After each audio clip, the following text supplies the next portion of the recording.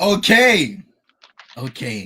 Now I know it's a little late. Yeah, shout out to T early in the chat, living up to the stereotype. This is not what we want to do, man. We're supposed to be setting an example for the future generations. You know what I mean? Removing those negative stigmas. But you know, today is a unique day.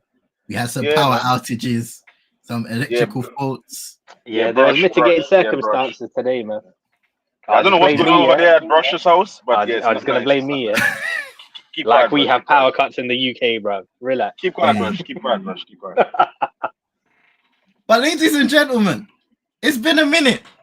You know, we're here with man like Realest, we're here with Brush and United Tropics, the logo that you can see up here. I'm not gonna do a JC. The logo you can see right up here is back. We are back, people. We're back. When was the last time that we did a United Tropics show? This is looking 2 years issue, like been a hot minute. Long. How the hell has it been 2 years already, man? Time just flies. What? It's crazy. There's no way. No, 2 years is wild. I'm not gonna lie. And speaking of 2 years, there's a gentleman in the chat right now who needs to get back to streaming. Mr. Tariq Talks. Where you been? Yeah. At some point this season, Mr. Tariq, you will be here. We need to speak. You will be here. But yeah, I mean, how would we introduce United Tropics, bro? I mean, two brothers right here. You know, we got Realest in Trinidad somewhere. Maybe he's with Mark and in Germany. Nah. He might be on a hamster wheel right now trying to get his electricity back up. Nah, that was a nasty jab, you know. That was a nasty jab. Let me. All right, cool. We got Realest from Trinidad over here. Now I'm of Jamaican heritage. So we're from the tropics, technically. And this is why United Tropics is here to speak about Manchester United. The misery that this club brings to us on a weekly, daily, monthly basis, yearly basis at this point. Because it's been over, well over a decade. Well over a decade, man. Imagine that. Bro, I went from a teenager to a man. And I'm still here stressed. Hey, I went from having a few gray hairs to a lot now. Yeah. Brush Vibes went from being a young person to a grandpa. I can't lie, I've just been old the past decade. Yeah, you're just old, bro. You were here when Fergie signed the first contract. I stayed the same. Nah, I can't lie. The only difference is crazy. The hair left me when Fergie left, bro. Oh man! So what are you saying? Back in 2013, we would have seen some follicles. Yeah, you would have seen a nice fresh fade and that sharp lineup. And then Fergie retired, I said, "Yes, time to say goodbye." I feel kind of guilty for having one of these different hairdos, man. I had a mohawk, short fade, a mohawk is insane. See. We might need to see pictures of that one day, bro. Yeah, I've got to pick somewhere. I've got to pick somewhere. But listen, before we get into the Jericho, you know, man said Jerry. Oh hell no, that's one thing I'm not rocking. But before we get into the main topics, big ups to everybody first and foremost. We're co-streaming this on my channel, CM22ET, and Realest TV. Trying to get that channel back active again. So every Monday, usually we're going to be streaming United Tropics. We're going to speak about Manchester United, all of the news, the games, all of that stuff there. So stay tuned. We'll keep you posted. Come on, we'll keep you posted every single week on social media. So make sure you follow us, and we'll do some promo on our socials in a little while. But first and foremost, big up to man like Tariq Talks. When he is live, he has top tier content, football content, one of the best in our community, in our wonderful community. In my humble opinion, Tariq Talks is probably the best in my opinion. One of the best of his generation. Yes. One of the best of this generation for real. Mm-hmm. So make sure you go and sub up on his channel. Hey, listen. If you like facts, stats, and everything in between. And good conversations, like make sure you go and sub up on his channel. And in his content, tell him to go live. Never-ending conversation as well. See, they don't call him Tariq Talks. The talks part there, it speaks for itself. Hey, We got a shout out to Vibes, even though he's dissing. Number one supporter, you know, man like Vibes in here. Shout out to Vibes in, man, because it's been a minute. Shout out to Moss in the cut. Shout out to man Moss. like Will. Roland in there. Big up Roland. All your NBA needs, bro. Bros only. And listen, yeah, the NBA season's getting close. We're getting close to training camp now. The big free NBA review show will be back this season. No, we need to have a conversation. The key question though, see, is Chino gonna be on time? Oh, this guy, man. This guy Chino, bro.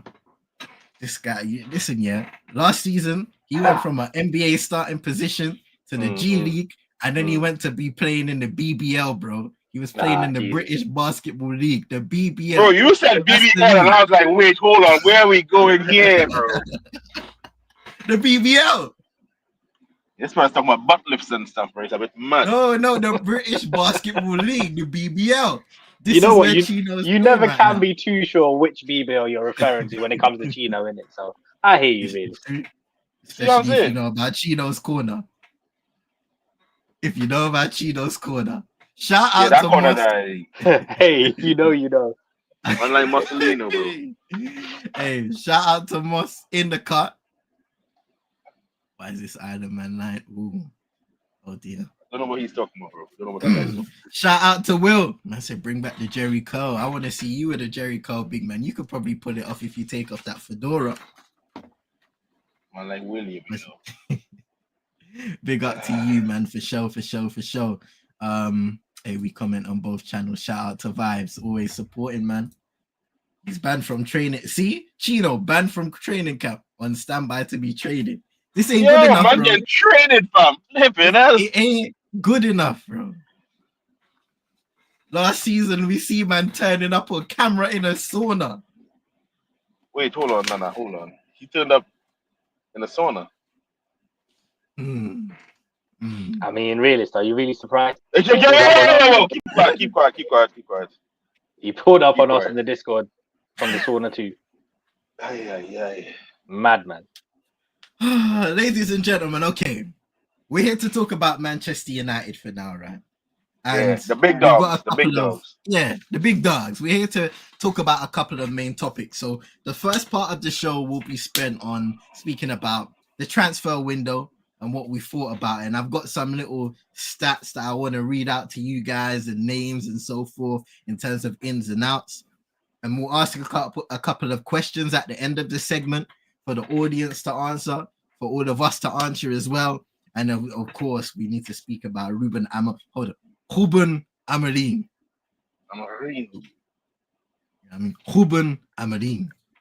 We got to speak about him. The Portuguese brother. Yes, indeed. So yeah, let's start on the squad clear out, as Rita said it, the summer window roundup. So I've got a few notable ins, of course. Benjamin Sesko from RB Leipzig coming in, Slovenian international, 66.3 million plus add-ons. Hefty fee, of course. 39 goals in 87 appearances for RB Leipzig. Has played in the Champions League on 28 occasions for a couple of clubs as well. We brought in Brian Mbeumo from Brentford, of course. 20 goals last season in the Premier League. That was a 65 million plus add-ons. 121 goals and assists in 242 appearances for Brentford. The winger? Not really bad as a winger. Not too bad at all. We had Matheus Cunha coming in from Wolves, and in my opinion, Mbeumo's been very good, but Cunha also has been one of the standouts thus far this season, especially in attack. Brazilian international, 62.5 million plus add-ons, 21 goals and assists in the Premier League last season. And when we speak about this Manchester United team needing goals, how much did we score? Was it 42 in total last season? Or something along the lines of that? I mean, this team is in desperate need of goal scorers and people that are not just going to be on the end of scoring goals, but those who are going to create them as well. So when you look at those two in particular, Brian Mbeumo and Matheus Cunha, very essential signings. And then towards the end on deadline day, Saint Lamens coming in from Royal Antwerp, who for 18.1 million plus add-ons, most likely is going to be replacing Andre Onana and Altay Bayindir in Manchester United's goal to become the number one. Interestingly, he became Antwerp's first choice keeper last season, June 24-25, and he had a safe percentage that if you compared him amongst some of the best in Europe's top 5 leagues, he would have been around the top. So 81.4% save percentage, and he also had a good penalty saving record last season in the Belgian Pro League. So, and of course, one before I leave out, Diego Leon coming in from Cerro Porteño in Paraguay.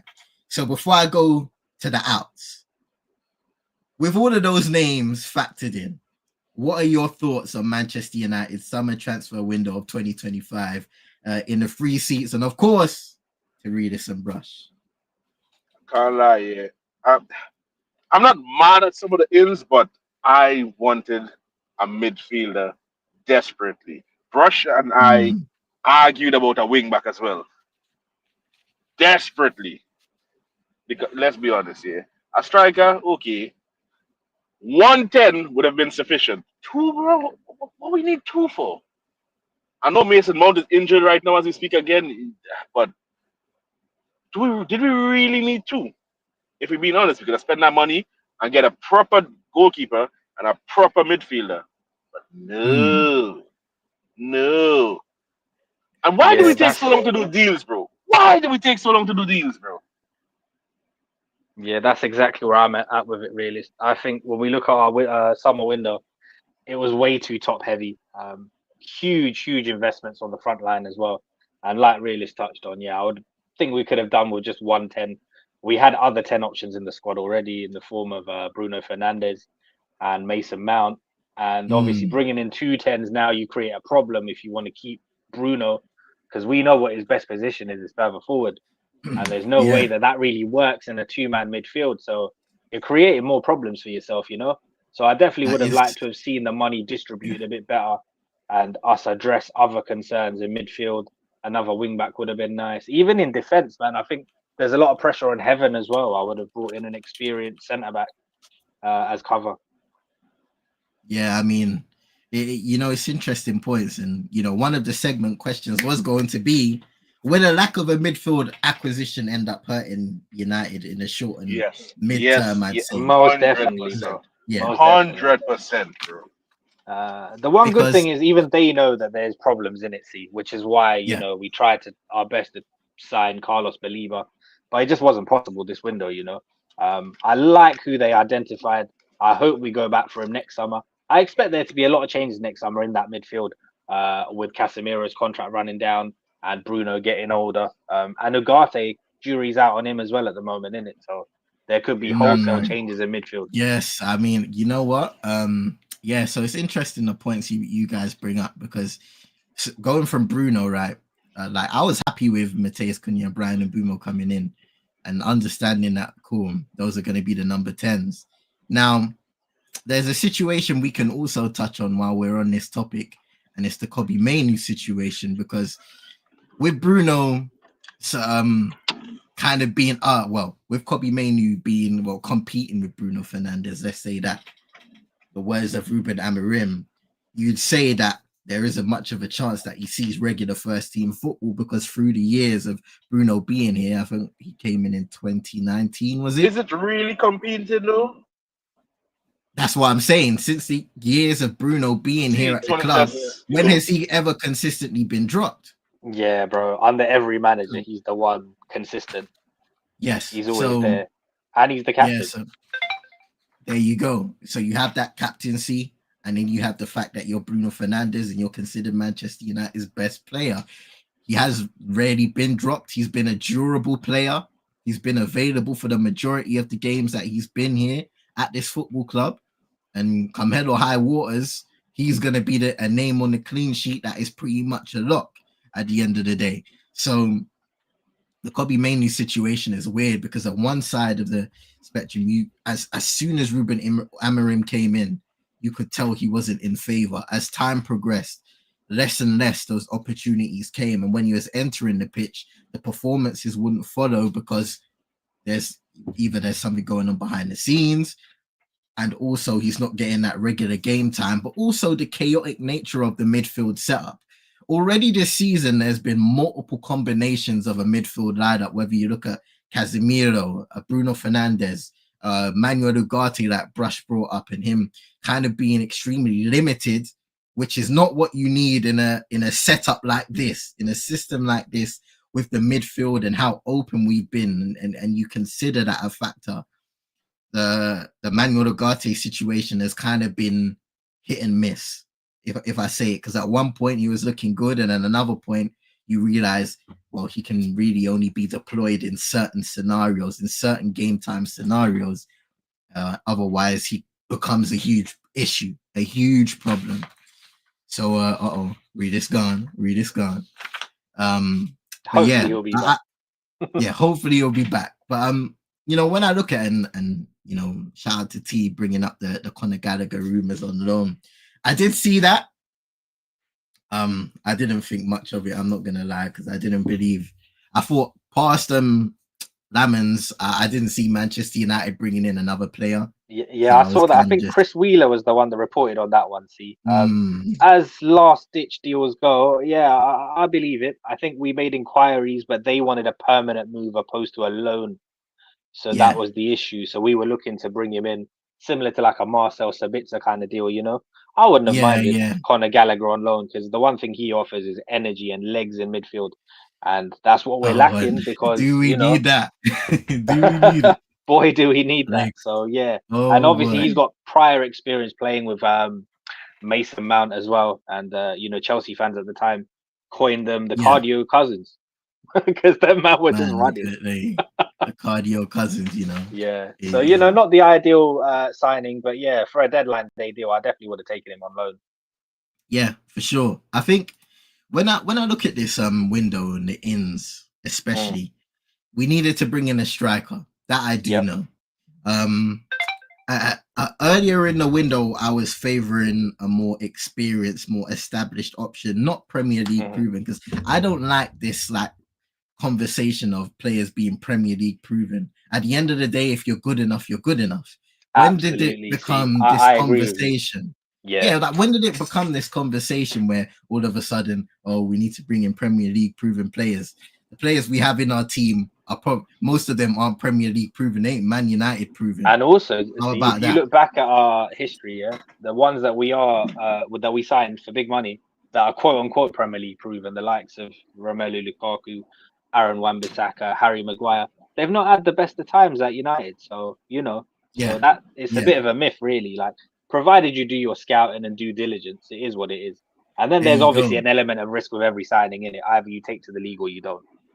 Yeah, and it's I think even to this day, the psychological aspects of success within a football club and for individuals is so underrated, because when it comes to bringing a player into a certain environment, we speak about young players, but it applies for experienced players also. You come into the wrong environment, the chances of you thriving are down here, down in the gutter. And that has been the case for many players at Manchester United for a very, very long time. So at the end of the day, we can hope and pray that things improve and that the situation under Ruben Amorim or in general starts to see an upturn, not just in terms of the product of football, but also the environment that everybody is coexisting and inhabiting in. So on Benjamin Šeško, his goal record isn't spectacular. He's not an experienced player per se, but he's another one that we can hope can come into the situation with his physical attributes and grow into the role. Because where we are right now, there isn't any high expectation of going on to compete for this trophy or win this and win that. We're literally coming off a season where we barely won a game. We didn't win back-to-back games. A lot of big concerns. Sorry, go on, really? The season just started and we're already out of one trophy already, bro. And the season just started, bro. The window wasn't even closed yet and we were out of a trophy. So, brother, his goal record is not nothing spectacular, but I guess it's the potential there, knowing that he could potentially turn into something special. Yeah. And we have to hope that development comes and my man can hit the ground running, bro, because and right now he ain't really running because we But at the just moment, easing he's him been in. used just as a sub, though, isn't it? Really, so you got to give it time. Yeah, he's not running. He's just getting eased in. He's getting like a light Yeah. 20 minutes, a little half hour, bro. Which I is think difficult to we do. desperately need someone. I don't It's mind difficult. When you're coming in because like that as a sub as well, bro. It's difficult, especially when you start the game without a recognized 9, and then you're bringing one on. All the other players have to acclimatize and adjust their game to suit that as well. So that's the one concern at the moment. I heard you want to see him with someone with the Premier League proven thing. I heard the all points and the Premier League proven thing. Yeah, it's good sometimes, but Ekatike is not. No, let me say it right. Ekatike, he's not Premier League proven, but why have you tried to say that with a Brummy accent? Ekatike. I don't know, bro. It's Tariq's fault, bro. That's Tariq's fault, bro. He kept it Ekatike, so I guess you have to say it that way. That brother is just there, bro, doing a madness. Bro, pissed off. This brother someone give, bro. I just think that we need to give these men as much time as they could get to get going, bro. But we can't afford to give them the entire season. This ain't no pep team, bro, where we can just give them the entire season and have other players that can carry them. We can't afford to carry people, bro. This is not like when we had Rooney and Tevez and Ronaldo, where we could at least carry a player in the team. We can't do that, bro. We're not in that position. We're not in that position, bro. The players can't carry themselves. How do you expect them to carry each other? That ship is sinking. That ship is sinking ASAP. For one thing, I do want to address. Shout out to T for bringing it up. I did change the channel's name a few months ago to CM22ET. The branding changed as well, so that's probably why you've been struggling to, or you struggle to see the channel and so forth. But shout out to you for coming through. I appreciate the support each and every time. Shout out to T for bringing that up. So yeah, who's seeing in this John Carew? I think Mike's talking about Chesko there. Oh man, nah. If you talking about Chesko, is Vibes not a fan? Nah, that's disgusting, bro. I thought he'd be a fan. Nah, that's nasty. Oh my goodness. John Carew. If you scroll up, he said something about being an unproven giraffe. Vibes is on leaving time. Hey. Wow. Shout out to Rich. Shout out to the entire crew at Eagle Eyed Football WEF representing Paris. Shout out to the man them each and every time, man. Wishing you big up Rich, though. A smooth journey in your European escapades and the Premier League and cup competitions. And they got done dirty still. Exactly. That is one thing that heading into this season, I was absolutely heartbroken to see that the Europa League was taken away from them when they won it by right. But because of true greed and ownership, don't we know about that? They messed up the entire situation. And sheer incompetence, really. Incompetence. Oh, when you read the articles, oh my days. Hey, they're telling. Hey, Richard's telling you guys to clap, man. We needed the minute clap for Glasner. What do you think this is about the EHS, fam? What's wrong with that? Listen. I just wanted to provide some respect, man, on OTJ. Man's gonna have us move like Ty, bro. Next time we come on the stream, bro, we'll say respect the EHS workers, Crystal Palace winning the FA Cup. Nah, man. Have us moving like Ty, bro. Man said the NHS workers, you know. Hey, man said CM painting a roundabouts with the St. George's flag. Did you man see the person doing that actually? What's it called? The guy that was painting the potholes with the St. George's flag. Madness, bro. I got sent a clip today of some dude wearing a Georgian flag, but confusing it for a St. George's cross. Oh, no. That's not a great mistake. Still, I'm not gonna lie. But yeah, so we spoke about Seshko. I think, like you guys said, the Brian and Bumo Cunha deals, I think they're good, and I was excited about them at the time in terms of the aspect of goal creation and goal scoring. and we've seen an instant impact in terms of how they can contribute to the team moving forwards. Because one thing about having a well-balanced side, especially from like my observation, and you guys might be completely different, is like defense always starts from the front.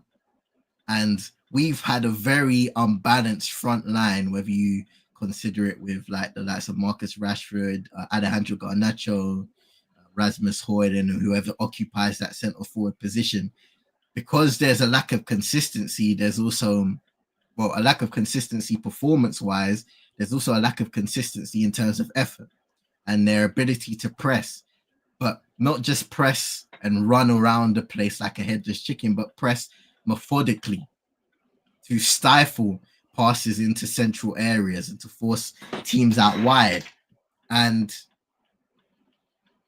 I feel like having a balanced and predictable front line, in a sense, would do the world of good for this team, essentially, in terms of defending from the front. And we've seen that in terms of their ability to win back the ball quickly and counter-attack and get forward with speed relatively. And we've seen a lot of success of the team being direct, playing those balls through to Brian Mbeumo, who's had a lot of success on the right-hand side. Hasn't been able to convert on a high percentage, but has generated quite a few opportunities just through their directness. Mateus Cunha dropping deep, receiving the ball and driving forward and bringing the others into play. And I think including Benjamin Sesko with consistency may add another element to that attack. And I'm excited to see what that brings at the end of the day. Now, we all know about the goalkeeper debacle. You know, there was some controversial news released about Mr. Andre Onana coming into preseason and wanting a little bump up. Wanted a little bump up because he wasn't happy about a pay cut for underperformances. He's an elite crackhead. Wait, hey, listen, we seemingly have a new number one now, and we've dived into an unknown entity again, in my opinion, because I haven't seen a lot of him in terms of watching games and stuff like that. I'll be honest in that sense. I know there's people that will come on here and say, I've watched this guy all season long.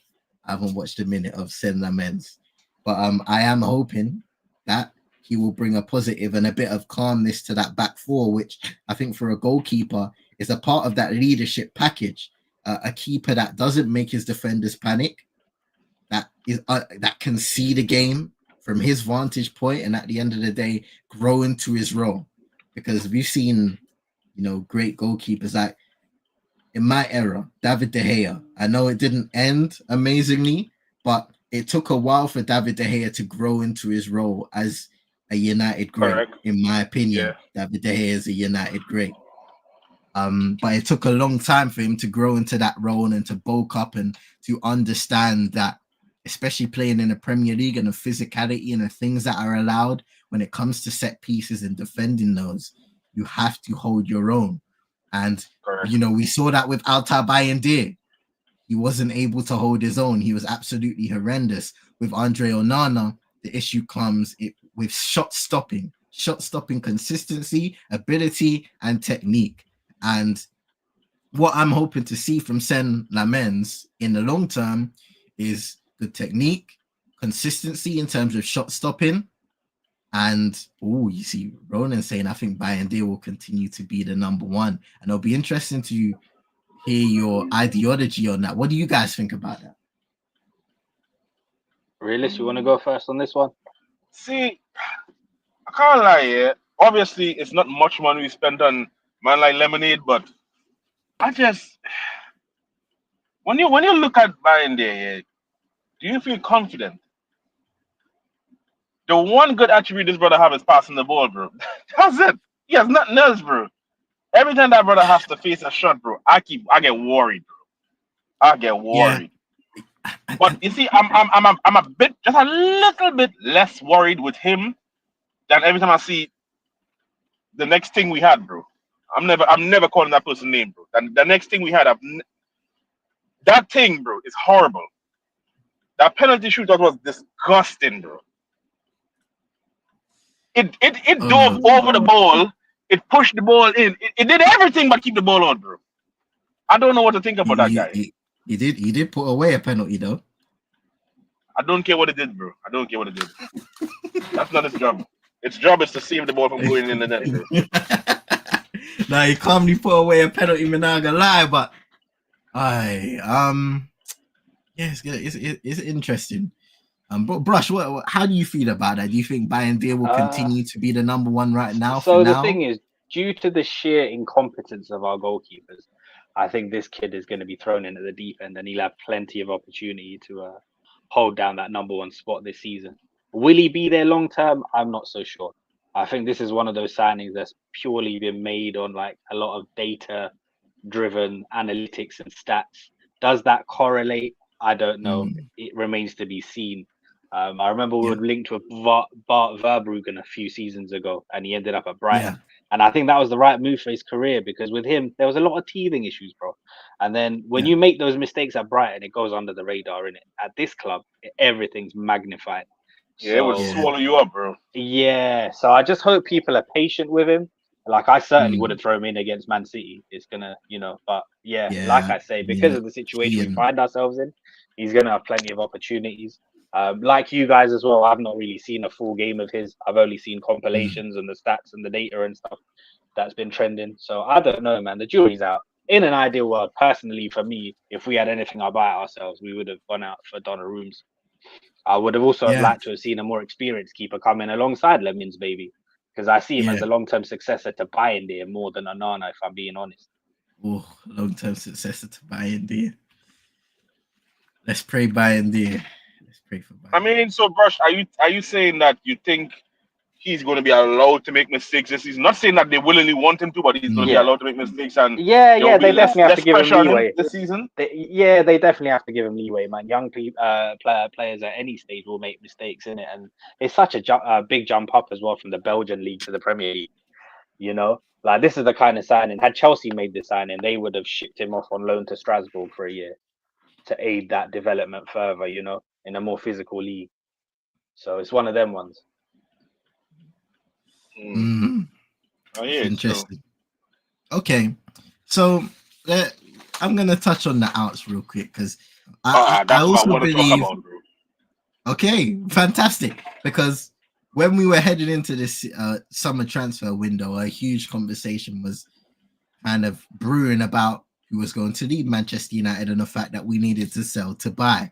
A part of that was, a large part of that, in my opinion, was untrue. But nonetheless, we have Victor Lindelof, who's now Aston Villa player, leaving on a free contract. Christian Eriksen, who I believe is still a free agent, he left on a free.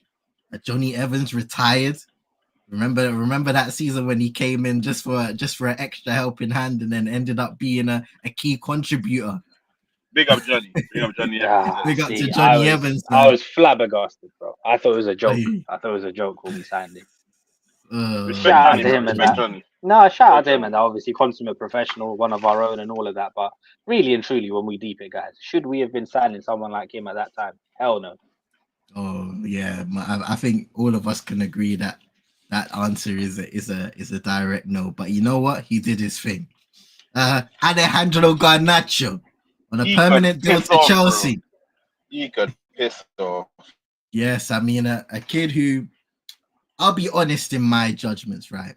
At times I saw flashes of I'm not gonna say greatness, but a really good player in Alejandro Garnacho.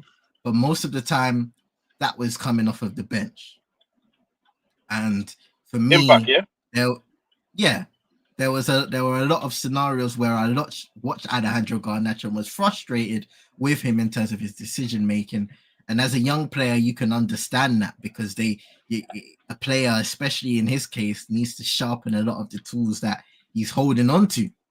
And I just feel like it got to a certain point where the work became an afterthought, because once again, a lot of things like the environment and everything around it just impacts and gets to you.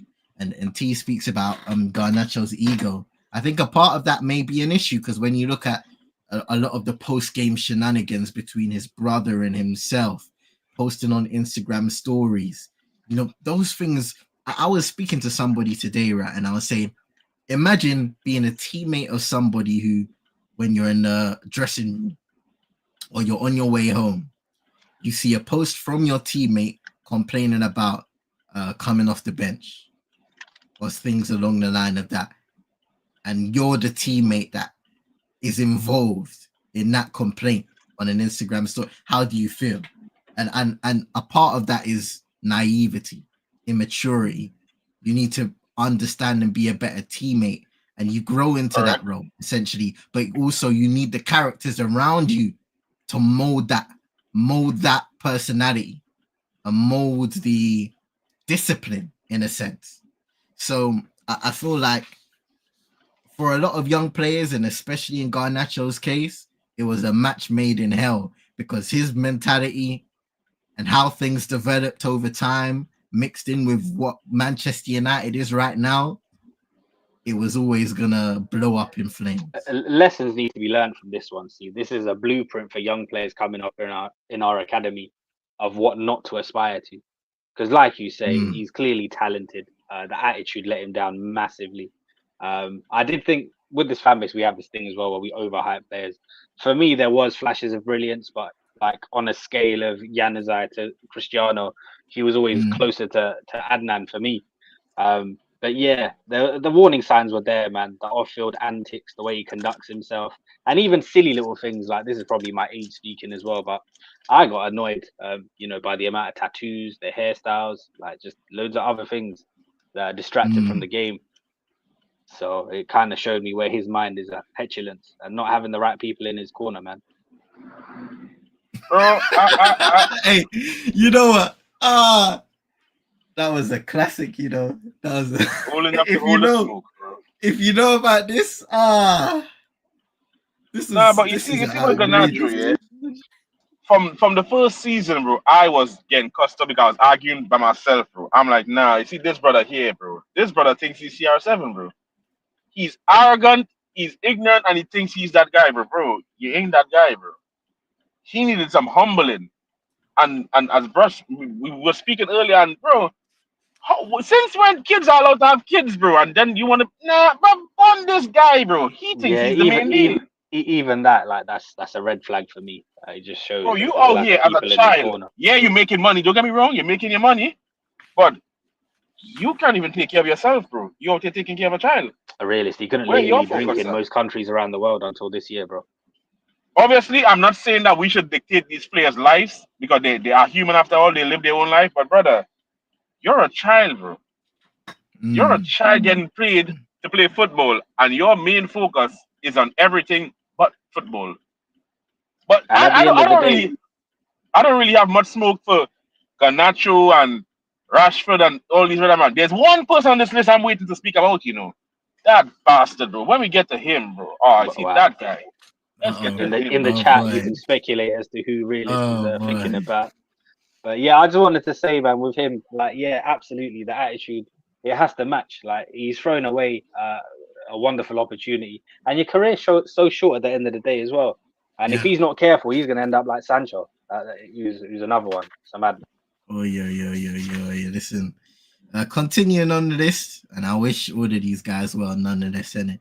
Like Anthony to Real Betis, he's gone on a permanent deal after a successful loan spell there. The deal itself was a rather unique one in the sense where I believe United get 50% of a potential next sale fee from for Anthony. So that was an interesting one. And then there were some disputes regarding the remainder of his pay from the Manchester United contract, but I'm sure that was ironed out before the deadline hit. So Anthony will be returning to Real Betis on a permanent deal this time around, and I hope he does well. Erasmus Højlund heading out to Napoli.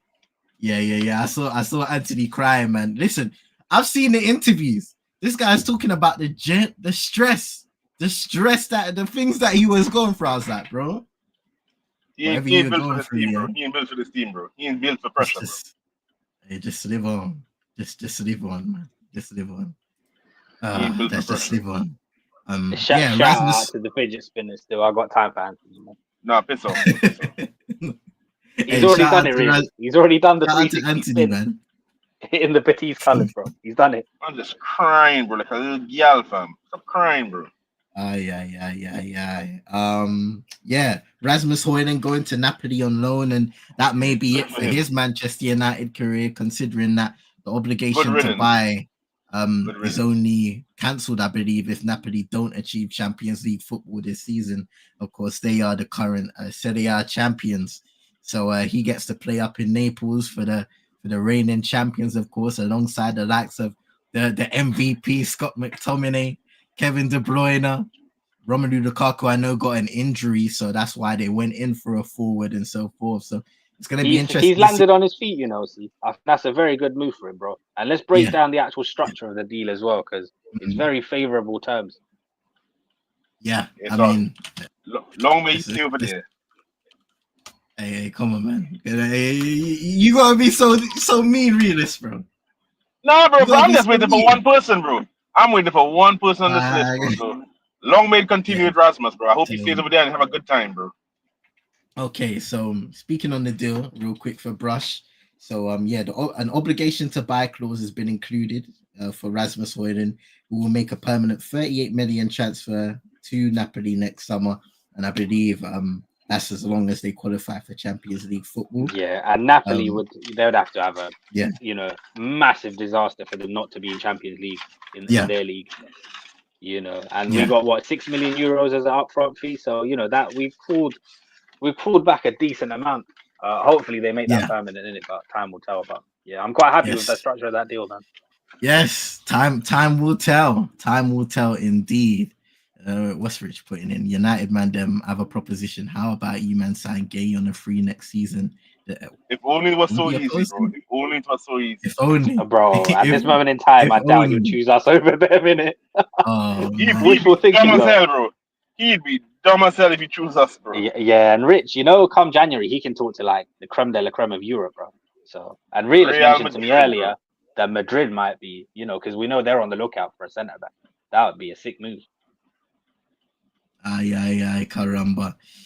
Okay, next on this, Marcus Rashford, of course, the Barcelona was on loan at Aston Villa last season, played some Champions League football for the Villains, and then now he's gone over to Catalonia to play alongside the likes of Lamine Yamal, Frankie de Jong, Robert Lewandowski, Rafinha. I don't know if that brother has the football brain to play the way them man like to play, but I wish him luck, bro. I don't know if he has the brain to do it. Yeah. I mean, we've made the conditions favorable as well to try and facilitate a permanent move. We dropped the asking price. I think it's 25 million euros to make it permanent. Yeah, I mean, which is very reasonable. It's to me, it's wild, right? Thinking about like the early days of Marcus Rashford to look today and say a 25 million asking fee. Yeah, but I can't believe there was a time when there was. There was talks of him being compared to Mbappe, bro. oh man, you remember that? Remember the image of that night in Paris? Mm-hmm. Yeah, I don't know who made that up, bro. They on cross, man. Shout out to Paxton in the cut, saying the retirees have returned at last. Indeed, we have. It's been a long time. I feel ahead of Rusty, but yeah, man. Thank you for being here. Thank you for being here as always. I couldn't figure out how to get on the stream yard, Paxton. It's long. Sharing the link was a myth. But yeah, Tariq saying Roden said Rashford will score 30 goals in La Liga. We'll wait and see. Nah, Roland's doing cocaine, bro. Maybe he'll score 40. Yeah, I don't know. If he's doing cocaine, I don't know what you're doing, bro. You're doing right. Maybe he'll score. Maybe he'll score 92 goals in a calendar season like Lionel Messi, innit? I think that's our Q2. Yeah, in his dreams, probably. No. True. I'm joking. You never know. Jadon Sancho to Aston Villa. I think that's the you see this bitch, bro. You see this guy, bro. Nah, you see this guy here, bro. I hate this brother, bro. And I don't hate people, bro. But you see this guy. Nah. I never want to see this brother not even playing at Old Trafford, bro. Even if Villa players, he's not allowed to play, bro. He can go to any club in the world and he's not allowed to play against us, bro. Nah, I don't want to see that guy back there, bro. Not even for England, for no one, bro. He stinks, bro. This bitch, bro. He just got that money and he decided, football, that's a myth, bro. I ain't playing football no more. I'm just going to sit back collect my money, smoke weed, and date a bunch of stupid women, bro. Nah, he's a waste man, bro. I don't care what no one says, bro. This brother is the biggest waste of talent I've ever come across in football, bro. That guy right there, bro. This guy here, biggest waste of football ever, bro. You went to Chelsea. All they told you is, bro, just drop your wages, fam. You're gonna stay here. Chelsea's one of the most successful clubs, bro. They want to win the league every year, but they always win shit, bro. Why would you not just stay there? You don't want to drop your salary. So all you care about is money, but you wouldn't go to Saudi. This brother plan is just to piss us off, bro. Nah. How long did we take trying to get this guy, bro? I'm sure we spent a whole season trying to sign this bozo, bro. And what did he should do for us? Nothing. Not a damn thing he did for us, bro. Nothing, this bozo here. All I wanted was a player to come in and solve the problem on the bloody right-hand side. Where did we play him? On the bloody left-hand side. Dickhead, bro. Come on, this guy, bro. Never come back to Old Trafford, bro. He's a waste man, bro. That brother right there. Waste man. Him. Waste man. Capital letters, bro. I want to hear about him, bro. Oh, boy. I think the worst part about it and why you're so riled up is the fact that he actually has talent. And it's just so disgusting to see somebody just. Bro, I hate that, that you have talent, bro, and you just won't apply yourself, bro. What's wrong with these man, bro? You know, the amount of people that will kill to be in his position or don't have the natural talent that he has. And then he's just, you get me? Just, overlooking man, bro. Yeah, every decision he's made as well, he's made it clear it's just about the money. Even on deadline day, there was rumors that we wanted a swap deal for Martinez for him, but obviously he refused because he didn't want to go to Villa permanently. So he just wants to see out this final year on the big money, and then probably he's hoping for a sign-on fee as a free agent next summer. Man, look, it's a shame how the Jadon Sancho situation ended because we speak about our lengthy pursuit of him, finally getting him, and the excitement that came around Jadon Sancho coming in what was it, 2021? Because he came, am I correct in saying he came in the same summer with Rafael Varane? Was that the summer Ronaldo came in as well? Or whenever he Ronaldo came in the next year or something. The year after. Okay. Now, I know we pursued him for 2 years. It's been 4 years. Yeah, 2021 is when he came in. It was that summer, man. Ronaldo came in. Yeah, so all we did was waste time, bro. That's what we did. Just waste time on that bozo. It is a massive shame, and I do look at it in that way. Like, there is frustration, of course, but when players move on, you always wish them the best, but also you can be critical of their time at the club. And what I can say about Jadon Sancho from my observation is that there have been instances where the opportunity has been there to grab a position and run away with it, and he was not in the position mentally, I feel like, to take advantage and really be a big part player, like be a big time player at Manchester United. And he can't say we didn't support him. See, there was a time where, because of his mental health and stuff, we sent him away to the mountains for a couple of months. We gave him time off. Like, we should have sent him to a prison cell. That's what we should have sent him, bro. To a prison. We really tried to help this guy. Yeah, and it's an interesting thing that T says. In terms of Jadon Sancho potentially, going to another league. We've seen that how well he did in Germany. And then there are always conversations around players going elsewhere to play leagues that play with a slower pace, like Italy, for example, and players doing better with the open space that is available for them to run into. You're looking at it very logically based on his ability and if he's on football. This man's proved time and time again that football is the last thing on his mind, bro. And it doesn't surprise me that he wants to move to Villa because he probably wants to live in Birmingham. There's Mandem in Birmingham, isn't it? Bro, this brother is trying to move like Memphis Depay, bro. He's just on the gal then, bro. That's what he's on, bro. He's just on the gal then. He's there to party, man. Yes, man, bro. Out.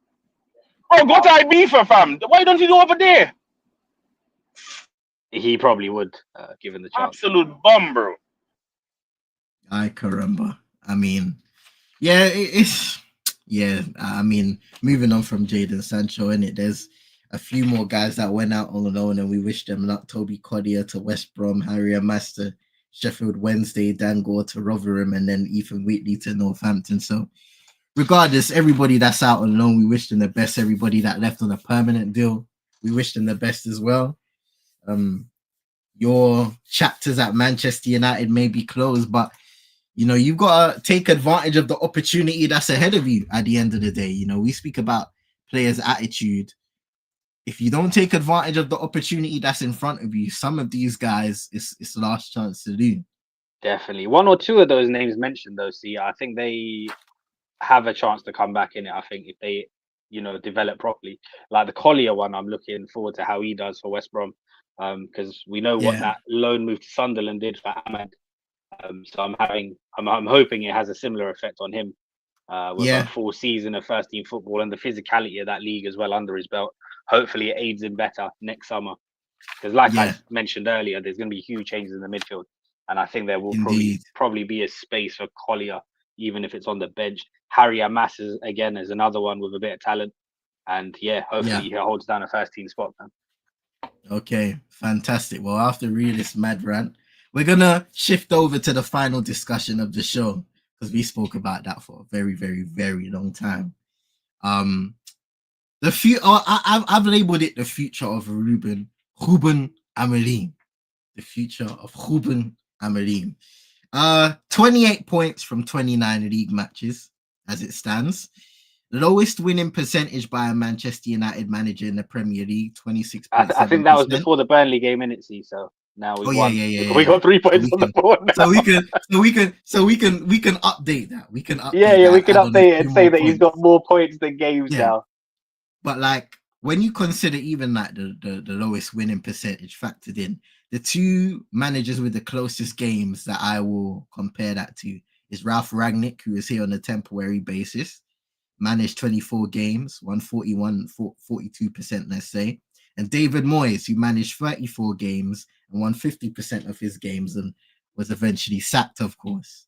So those are two comparable managers in terms of game time that they've had. Lost the Europa League final after getting there against Tottenham Hotspur last season, at the end of last season, and started 25-26 with 1 win, 1 draw, and a loss in the league, and a round 2 exit in the Carabao Cup to Grimsby Town. The questions that I will throw out to the free seats and our wonderful, wonderful co-hosts today. Are Ruben Amorim's tactics causing major issues in terms of compatibility with this current squad makeup, and why? Let's answer that question first and see what you have to say. So personally, for me, I'll be honest with you, bro. I'm not even with the back five thing in it. So the way he plays is not really for me, but it is what it is. We've made a decision to go in a certain direction, so now you have to back it. The summer window somewhat baffles me because I don't think it was best suited to what he's trying to do. And the fact that some of these things weren't addressed is a concern for me because obviously he's part of that process, right? So like certain things that annoy me. So we touched on the 10 situation and the imbalance in midfield.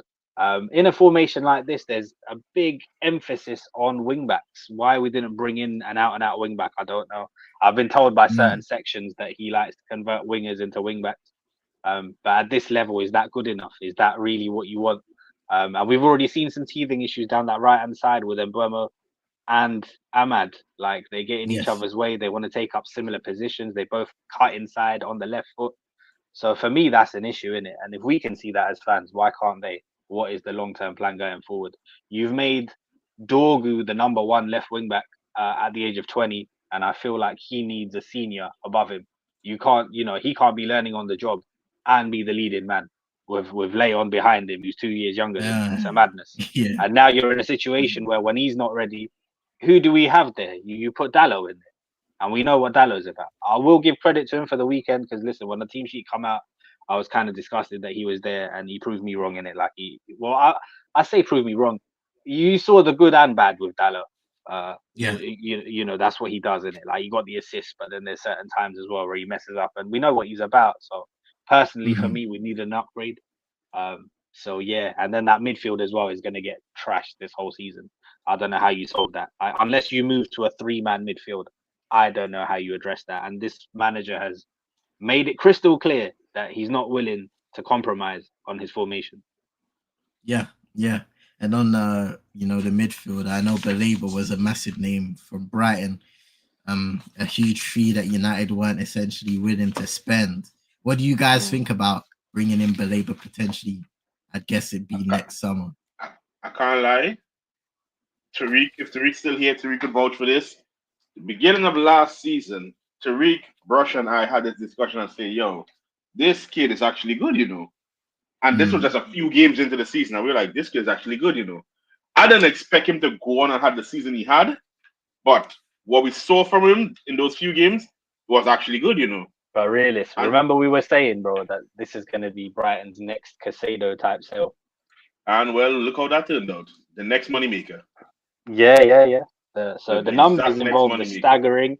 Like, even if he had come in, we still wouldn't have solved all of our problems in it, but it'll be a step in the right direction. Yeah, Brighton are just an exceptional club in terms of being able to scout and bring in talent, and then I just think they're smart. The thing is though, see, like, everybody has the same ability in it. It's the same way that people look at Chelsea now and go, "Oh, how are they able to do this?" Well, they exploit certain loopholes, but those loopholes are there for everyone. It's just that nobody else has really followed the blueprint.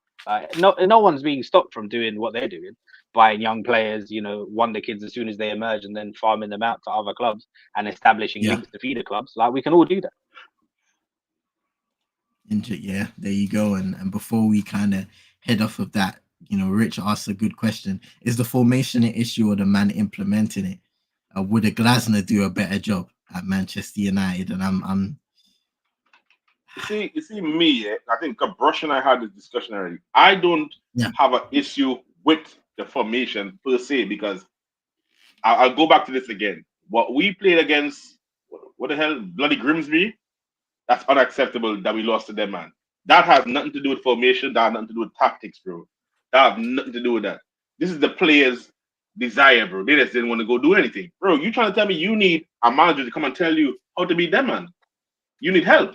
You need coaching. Nah, I'm not having that. And you see how dejected he was after that game, Realist. And a couple of days later in the presser, you know, you come out and said, you know, sometimes I love these guys, sometimes I hate.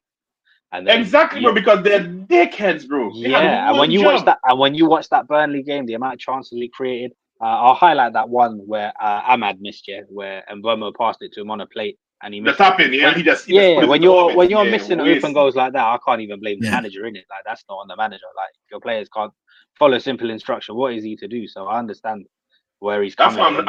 I'm not mad at Amrin. I know people want him sacked, people want him gone, and I can understand this. I understand everyone is entitled to their own opinion, and eventually you're going to get tired of results. But there's one common thing in particular, you know. We sack a manager, we bring a new one, we bring some players in, but there's something that remains, bro. The board remains there, and some of these dead players remain there, just getting managers fired every single time, bro. Every single time, bro. And we just like, you know what? It's the manager's fault. It's the manager's fault. We never blame these players, you know. I'm not saying that take the blame off of Amarin, because I know not everyone likes him. Not everyone will like the way he plays or the way he speaks in the media. And that's fair.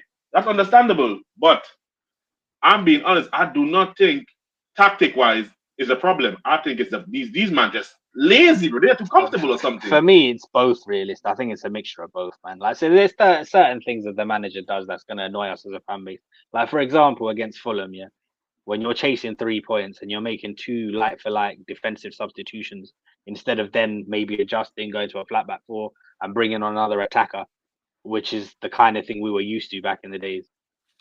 So that I can understand why fans are irked by that. I hear you.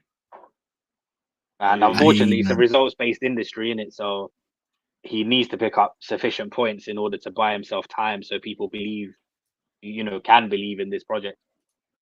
Believe. Shout out to Super Nick on that note. She knows a lot about believing. But yeah, hope you're doing well, by the way. Hope you're doing well. Massive vibe saying, CM, can you praise my owners before you leave? Not a chance. Not a chance. Did he say praise? Is he all right? Yes, praise. But Labour may new double pivot once Amber release will work. Oh man, there's a lot riding in that statement there, T. I'm not gonna lie. Players' mentality is in the gutter, and it has been the case for years at Manchester United. Go on, read this. It's true. Is it true, bro? I don't think anyone had to think about. All right. Let's be honest, yeah. When we played, don't we see chances being created. Yeah, last season the finishing was wow, that was horrible. That was horrible. But we were creating chances last season still. If we're being honest, we were still creating chances.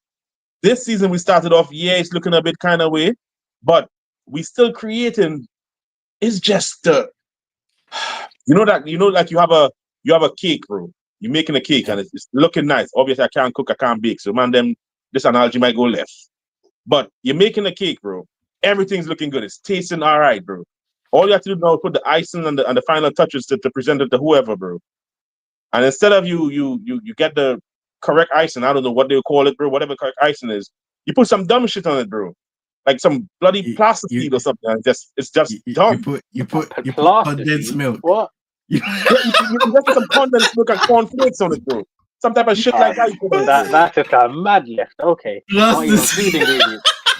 Man said plasticine. Yeah, bro, because bro, I'm just like that's how bad it was, bro. Because we be doing good, bro, creating chances, and all you have to do is just finish it off, bro. Bro, what was Ahmad thinking, bro? Bro, he could have took a touch, he could have just rolled it in, he could have passed it, he could have done anything. My man put this ball into orbit and made shit harder. You know what we said at that point? Not K's This cooking. is going to make the game harder. That's what we said. Realist, did you see Paxton's comment? You remember K's cooking? That lady's gonna kill somebody one day. Oh nah. That's exactly what it is, bro. That's what United are. What do you mean? That's Michelin. They get good recipes and then they give it to K, bro. That's what happens. Bro, what do you mean? She's Michelin 5-star health rating. Yeah, you need to behave yourself, bro. What do you mean? So yeah, for me, the jury's out on the manager, man. Obviously, last season was absolutely atrocious. I'm willing to give him time, but he needs to show what he can do in it. And it's a mad situation. You know, there's so much pressure on him from result to result. Yeah, I mean, Roland brings up again a really good point that I agree with, in the sense of his system being very specific. The needs of it are very Roland, specific. this is what baffled me about our window, bro. Like, I would have liked the money to have been spread out more across the entire team and address certain things that he needs that I don't see that he has. And if he can't see it, then I don't know, man.